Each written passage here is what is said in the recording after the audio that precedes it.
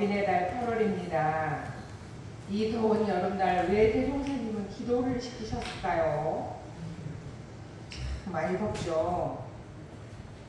우리 회상의 창립은 9사람으로부터 시작이 되었다.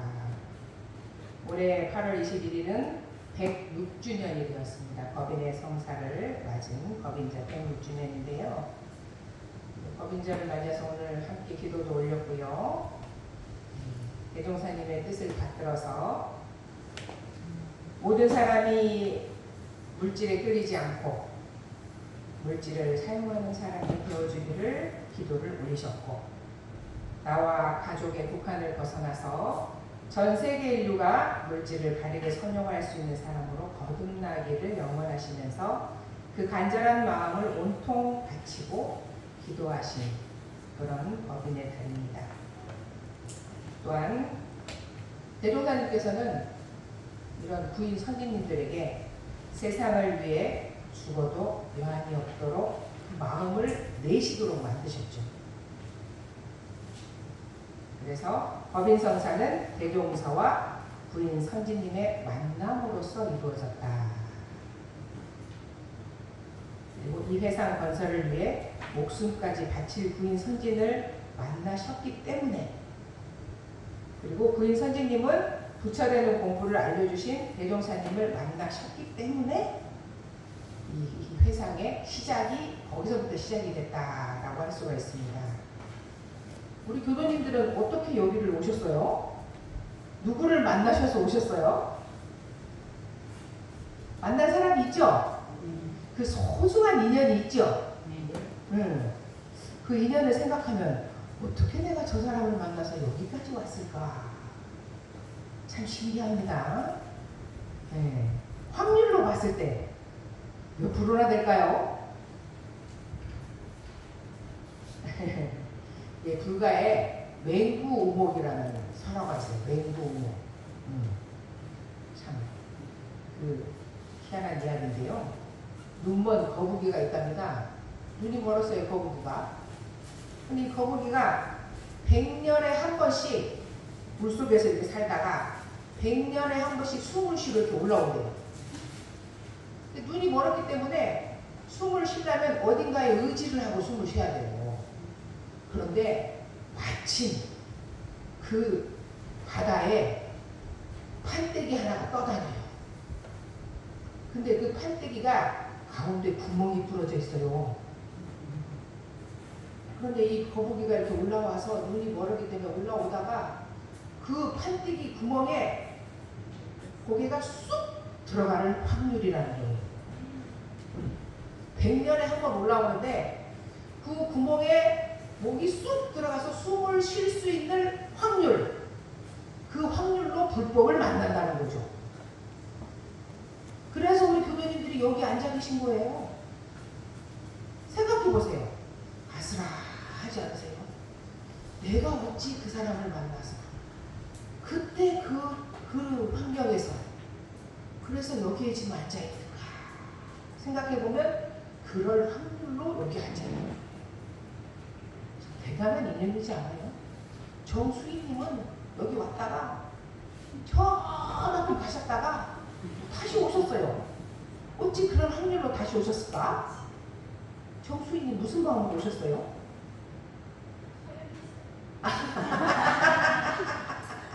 사연이 있으세요. 그러시죠.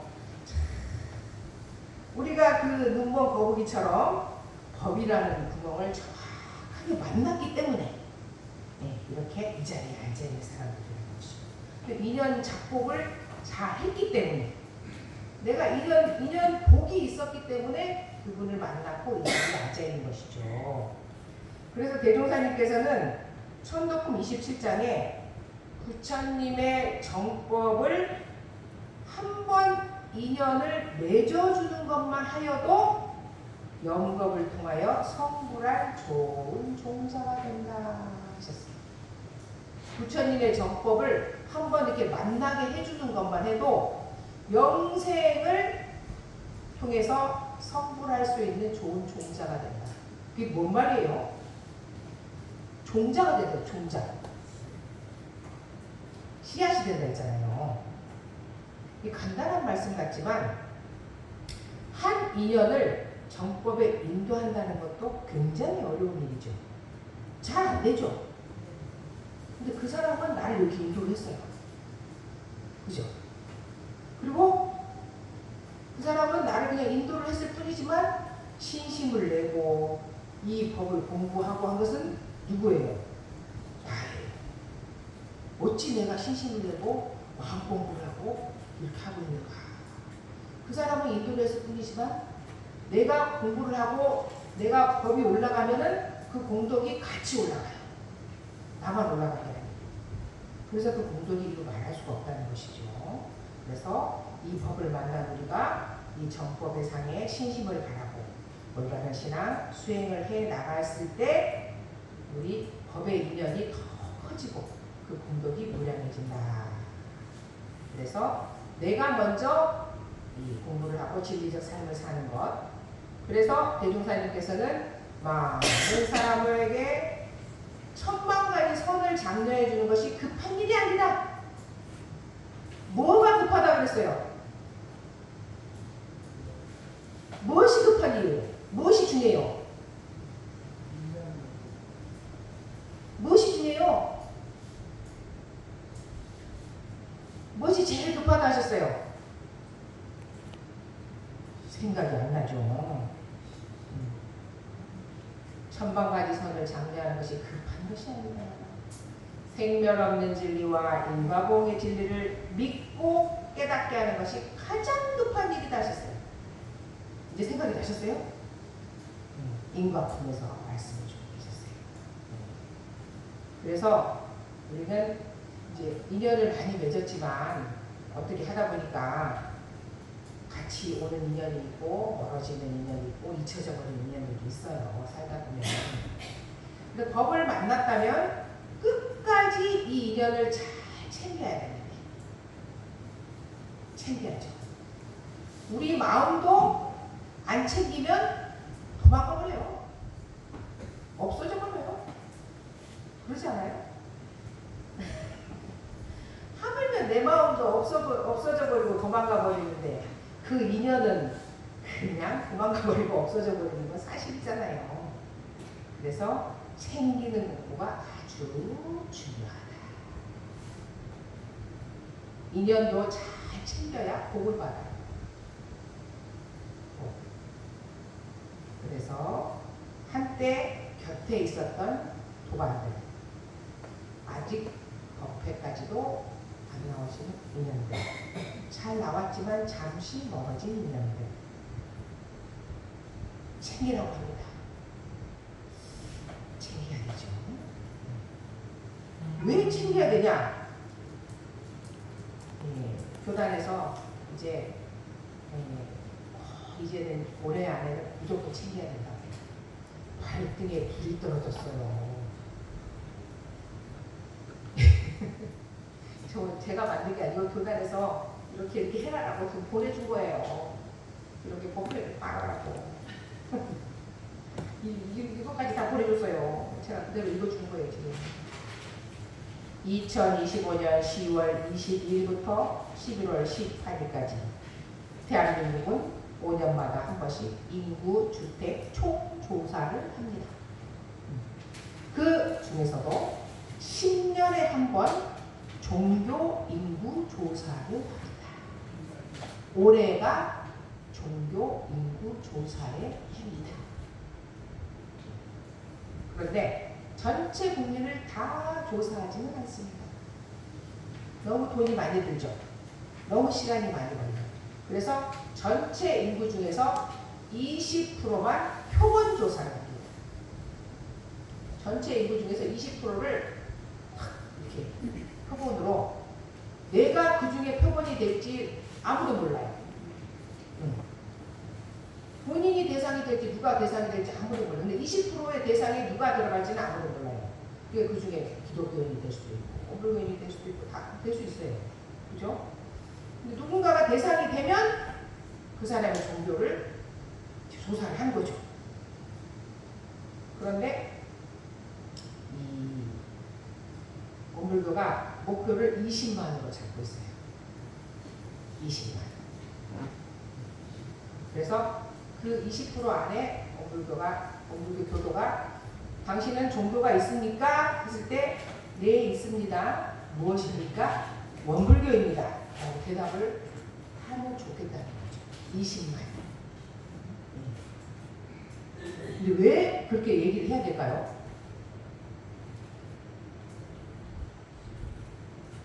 왜 이 나라에서 원불교입니다. 라고 대답을 해야 될까요?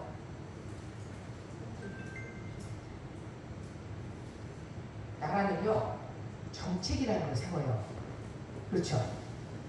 그런데 종교에 관련된 정책도 세워요. 그런데 프로테지에 따라서 세워요. 근데 원불교가 미비한 프로테지가 있으면 정책에 반영시키기가 어렵잖아요. 그렇죠?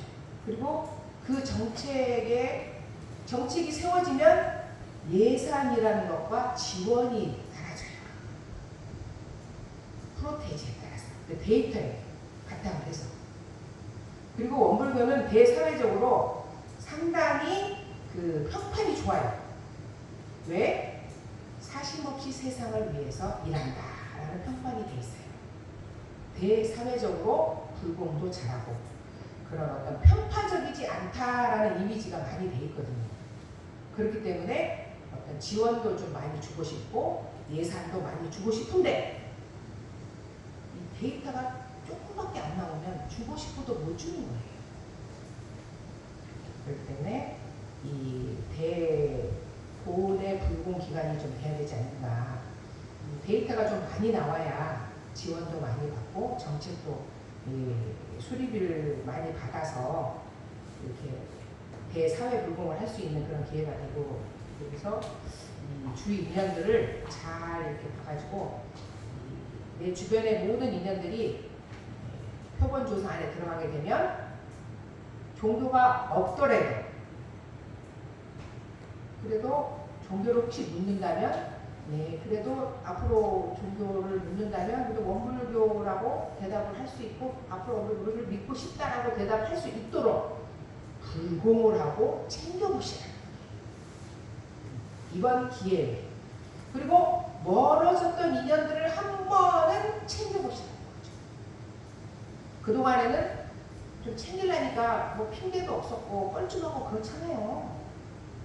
그런데 이번 기회에 잘 지냈느냐고 전화 한번 해보시고, 우리 10월 달에 이런 조사가 왔는데 그래도 한번 이렇게 인연이 됐었으니까 이런 연락이 오면 원불교라고 대답을 해주면 얼마나 좋을까 이렇게 권해보시면 그 인연이 다시 연결되면서 소중한 도반과 또 감사와 은혜로 다시 연결되는 그런 기회가 되지 않겠느냐라고 교단에서 꼭 전하라고 이렇게 내려왔어요. 해야겠죠? 네. 나는 종교란에 원불교라고 응답을 하셔야 되고, 가족과 도반에게 원불교라는 응답을 권유하셔야 되고, 쉬고 있는 도반에게 문자를 보내셔야 되고, 원불교 동참 챌린지에도 참여하셔야 되고, 내가 아무리 못해도 9사람에게는 반드시 기도를 하셔야 되고 그분이 원불교라고 체크를 할 수 있도록 불공을 하셔야 된다고 합니다. 9사람. 나중에 9월달에 법회를 볼 때는 다 적어내라고 한답니다. 9사람. 종이를 다 나눠줄 거예요. 9사람을 다 적어내야 돼요. 이렇게까지 한다라고. 회장님 들으셨죠? 예. 저는 못 갔어요. 그 설명이 한데 그날 설명을 했는데 저는 못 갔는데 그렇게 한다라고 전해 들었어요. 그러니까 지금부터 나는 9사람을 누구를 공을 드릴 것인가. 눈에 불을 켜고 찾으십시오. 9사람. 뭐 90사람을 찾아도 누가 뭘 안 해요. 잘 찾아보세요. 찾아서 우리가 불공하는 10월달까지 불공을 해보는. 얼마 안 남았네. 8, 9, 10. 얼마 안 남았네. 발등에 불이 떨어졌어요. 우리가 법인의 등을 밝히는 게 아니고 인연을 차지하는 데 등을 좀 밝히시는 것 같아요. 그리고 그거는 이제 그거고 우리는 교법의 총소를 공부해야 되는데 큰일 났네요. 시간이 얼마 없네. 어쨌든 교법의 총소는 뭐냐면 내가 법을 밝히려고 하는데 대강은 이렇다라고 얘기하신 거예요. 개교의 동기는 대동사님께서 내가 이 온불교를 여는데 이런 동기로 밝힌다. 그리고 교법의 총서는 뭐냐면 이 내가 법을 밝히려고 하는데 이렇게 밝힐 것이다 라고 총설 교리의 대강을 이렇게 밝힐 것이다 라고 하면서 법을 밝히려고 보니까 이 종교계의 현상을 안 밝힐 수가 없는 거죠. 이 불교는 최상이란 말이에요. 최상. 무상대도가 당시 보니까 그래서 불교의 연원을 내셨잖아요. 이게 부처님이 최상인 게 아니고 불교의 교리는 최상이다 이거죠. 불교가 밝힌 교리는 왜 무상대도냐? 대종사님께서 성품 3장에서 이렇게 말씀하셔요. 성품의 원리를 밝히고 생사의 큰 일을 해결하고 인과의 이치를 드러내고 수행의 길을 갖추었다. 완벽하다. 그런데 불교는 각종 각파로 다 분리가 되어 있다. 그 큰 진리를 가지고. 왜? 세상에는 못 말리는 사람들이 많이 있는데요. 그 중에 장사꾼들은 아무도 못 말려요. 먹고 사는 문제가 걸렸기 때문에. 이 사람들은 죽음을 무릅쓰고 산을 넘어서 히말라야를 넘어서 물건을 팔아요. 이게 실크로드예요. 목숨을 무릅쓰고 그 몇천 미터 되는 히말라야 산을 넘어서 비단을 팔러 다녀요. 실크로드. 그래서 넘어서 갔다 오면서 인도라는 땅에 가서 물건을 팔러 갔다 오면서 가져오는 경전이 화엄경을 가져오면 화엄종이 생기고 천태경을 가져오면 천태종이 생기고 반야경을 가져오면 반야종이 생기고 각종 각파로 나누시게 됩니다. 불교라는 종이. 경전을 어떤 경전을 가져오느냐에 따라서 그것이 한국으로 넘어가가지고 선종이든 교종이든 이렇게 각종 각파로 다 나누게 되는 거예요. 그리고 과거 불교는요. 승려만이 그런 공부를 했어요. 일반 사람들은 그 공부를 다 못했어요. 그런 종교계의 현상을 보시고 그러므로 우리는 이것이 포인트죠. 그러므로 우리는 대종사님은 어떻게 한다 하셨어요? 신앙의 대상과 수행의 표본 그거를 업신을 이론상으로 통일하겠다. 이 안에는 포함되지 않는 사상이나 이론이나 종교가 없다. 모든 것이 이 안에 다 들어가 있다. 그리고 신앙의 강령, 길뜸이 되는 줄기죠. 신앙의 강령을 사은으로서 하겠다. 사은은 이론상을 구체화시킨 것이죠. 사은 즉 이론상을 구체화시킨 것이 사은이죠. 사은. 그 수행의 강령은 사막으로서 하겠다.